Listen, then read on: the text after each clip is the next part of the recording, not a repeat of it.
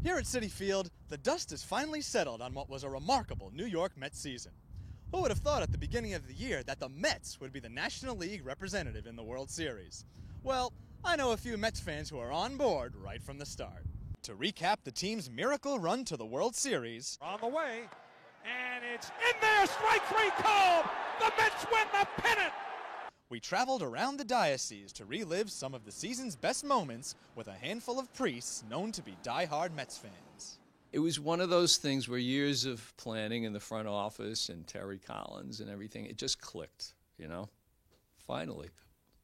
Every night was watching, every day was talking to other faculty members and the students about what was going on, who was pitching. I was able to go to a few games also, so it was a great experience. It reminded me of '86 and it reminded me of '69. The Mets had plenty of chances in the Fall Classic, but ultimately lost the series in 5 games to the Kansas City Royals. It was slightly heartbreaking, but it was still great just to be there in the first place.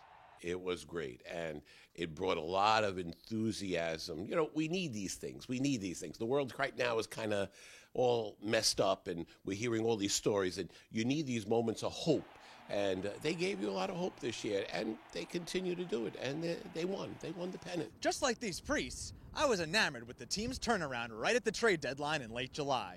There may have even been some tears involved, but those quickly evolved into tears of joy.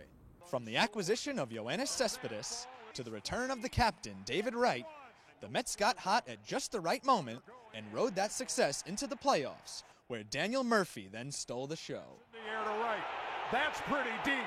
That ball is gone!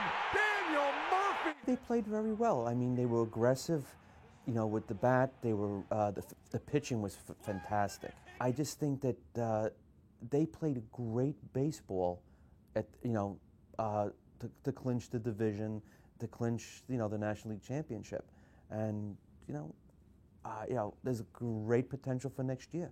Though the Mets will likely lose a few key offensive pieces, the team's stellar pitching will still be intact as we head into next season. Next year, we hope and pray.